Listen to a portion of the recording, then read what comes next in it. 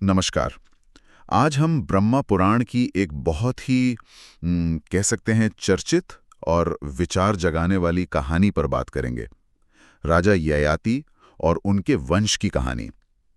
हमारी ये जो चर्चा है ये मुख्य रूप से स्रोत राजा ययाति, इच्छा, त्याग और वंश परंपरा पर आधारित रहेगी। नमस्कार। और इस चर्चा का मकसद सिर्फ कहानी सुनाना नहीं है, बल्कि इसके जरिए जो मानवीय स्वभाव की परतें हैं, जैसे इच्छाएं हैं, भोग है, फिर संयम की जरूरत, जिम्मेदारी और आखिर में त्याग का क्या महत्व है, उसको समझना है। बिल्कुल, क्योंकि ययाति की कहानी, जैसा आपने कहा, सिर्फ एक राजा की कहानी तो है नहीं। हाँ, बिल्कुल नहीं। ये दिखाती है कि कैसे कोई इंसान अपनी ही इच्छाओं के जाल में उलझ सकता है और फिर कैसे विवेक जागने पर, त्याग करने पर वो उससे बाहर निकल सकता है। और हाँ, वंश परंपरा का महत्व भी इसमें दिखता है। सही कहा। तो फिर चलिए शुरू करते हैं। ययाति थे कौन? उनका परिचय, उनका वंश। देखिए, ययाति चंद्रवंश के राजा थे। उनके पिता राजा नहुष थे और माता विरजा। काफी प्रतापी राजा माने जाते थे वो। और उनके विवाह की परिस्थितियां भी काफी अनोखी थी, है ना? 2 पत्नियां थी उनकी। जी हाँ, 2 पत्नियां। एक तो देवयानी, जो असुरों के गुरु थे शुक्राचार्य, उनकी बेटी थी, और दूसरी थी शर्मिष्ठा, जो दैत्यराज वृषभपर्वा की बेटी थी। अच्छा, तो ये विवाह हुए कैसे? कोई खास वजह? हाँ, कहानी यूं है कि देवयानी और शर्मिष्ठा में कुछ झगड़ा हुआ। बचपन की सखियां थीं, पर झगड़ा बढ़ गया और गुस्से में शर्मिष्ठा ने देवयानी को एक कुएं में धकेल दिया। अरे फिर? तभी वहां से राजा ययाति गुजर रहे थे।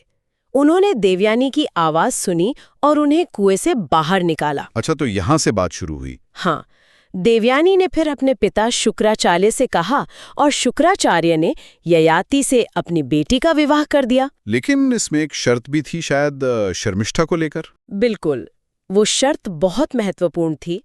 शुक्राचार्य ने ययाति से वचन लिया था कि शर्मिष्ठा, जो देवयानी की दासी बनकर साथ आई थी, ययाति उसे कभी पत्नी के रूप में स्वीकार नहीं करेंगे। उससे कोई शारीरिक संबंध नहीं रखेंगे। लेकिन ये वचन निभाया नहीं गया, है ना? यहीं से मुश्किल शुरू हुई। सही पकड़ा आपने। शर्मिष्ठा ने कुछ समय बाद ययाति से संतान प्राप्ति के लिए अनुरोध किया और राजा ययाति मान गए। उन्होंने शुक्राचार्य को दिया वचन तोड़ दिया और शर्मिष्ठा से भी उनके पुत्र हुए। तो जाहिर है शुक्राचार्य को जब पता चला होगा। हाँ, वो बहुत क्रोधित हुए, बहुत ज्यादा। वचन भंग को उन्होंने बहुत गंभीरता से लिया और उन्होंने श्राप दे दिया। जी, तुरंत। उन्होंने ययाति को श्राप दिया कि तुम अभी इसी क्षण अपना यौवन खोकर बूढ़े हो जाओ। बाप रे, ये तो बहुत बड़ा श्राप था। बहुत बड़ा। सोचिए, एक राजा युवा, शक्तिशाली और अचानक से वृद्ध हो जाए। ये सिर्फ सजा नहीं थी, ये एक तरह से उनकी असंयम की परीक्षा का परिणाम था। तो फिर इस श्राप से मुक्ति का कोई रास्ता, कुछ उपाय बताया शुक्राचार्य ने? ययाति ने बहुत माफी मांगी, गिड़गिड़ाए। तब शुक्राचार्य थोड़े पिघले। उन्होंने कहा, ठीक है, एक रास्ता है। अगर तुम्हारा कोई बेटा अपनी मर्जी से अपनी जवानी तुम्हें दे दे और तुम्हारा बुढ़ापा खुद ले ले, तो तुम फिर से जवान हो सकते हो। ये तो बेटों के लिए बहुत बड़ी परीक्षा हो गई। कितने बेटे थे ययाति के? 5 बेटे थे। देवयानी से 4, यदु, तुर्वसु, द्रुह्यु और अनु, और शर्मिष्ठा से एक पुत्र था, पुरु। तो किसने हाँ कहा? किसने अपने पिता के लिए इतना बड़ा त्याग किया? ययाति ने पहले अपने बड़े बेटों से पूछा, यदु से, तुर्वसु से, द्रुह्यु से, अनु से।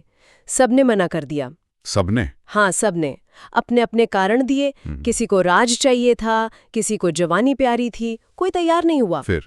फिर उन्होंने अपने सबसे छोटे बेटे पुरु, जो शर्मिष्ठा से थे, उनसे पूछा और पुरु वो तुरंत तैयार हो गए। उन्होंने देखा कि पिता कितने दुखी हैं और बिना सोचे समझे अपना यौवन पिता को दे दिया और उनका बुढ़ापा ले लिया। कमाल है, ये तो सच में पुत्र धर्म का एक बड़ा उदाहरण है। बिल्कुल, पुरु का त्याग असाधारण माना जाता है।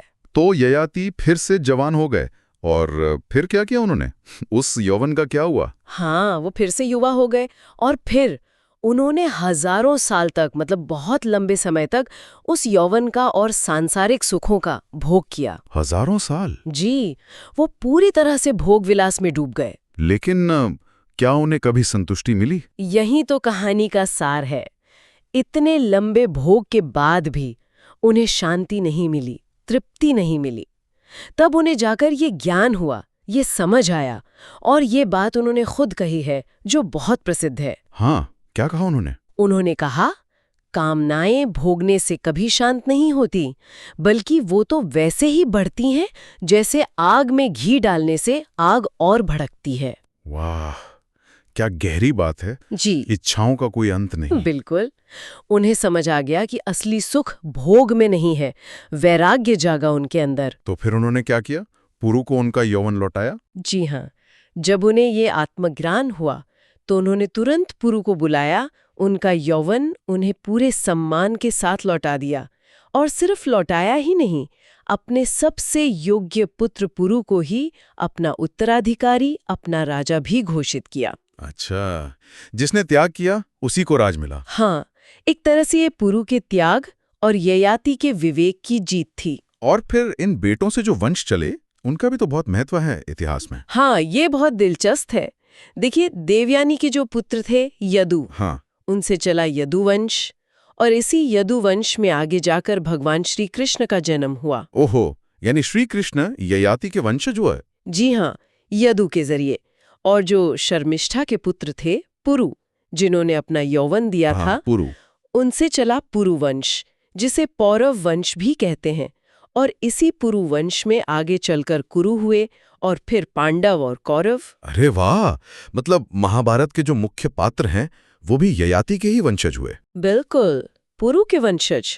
तो आप देखिए, ब्रह्मा पुराण हो या महाभारत, ये दोनों वंश, यदुवंश और पुरुवंश, भारत के इतिहास और संस्कृति के लिए कितने महत्वपूर्ण माने गए हैं। ये दिखाता है कि कैसे एक व्यक्ति के कर्म, उसके निर्णय कितने दूर तक असर डालते हैं। सच में, राजा ययाति की कहानी तो इच्छाओं के भंवर से शुरू होकर त्याग और विवेक के शिखर तक पहुंचती है। यह हमें सिखाती है कि हद से ज्यादा भोग आखिर में असंतोषी देता है। शायद सच्चा सुख कहीं और है। और ये सिर्फ गुजरे जमाने की कहानी नहीं है, ये आज भी उतनी ही सच्ची है, उतनी ही प्रासंगिक। ये हमें सोचने पर मजबूर करती है, हमारी अपनी इच्छाएं क्या हैं, हमारी जिम्मेदारियां क्या हैं, और जीवन का असली मकसद क्या होना चाहिए। और यहीं से एक सवाल उठता है सोचने के लिए। ययाति के अनुभव और उनके वंशजों, खासकर यदुवंश और पुरुवंश की महान गाथाओं को जानने के बाद, आज के दौर में हम अपनी इच्छाओं और जिम्मेदारियों में वो संतुलन कैसे बना सकते हैं जिससे हमें सच्चा संतोष मिले? और क्या इन वंशों की आगे की कहानियों में और भी गहरे सबक छिपे हैं जिन पर हमें गौर करना चाहिए?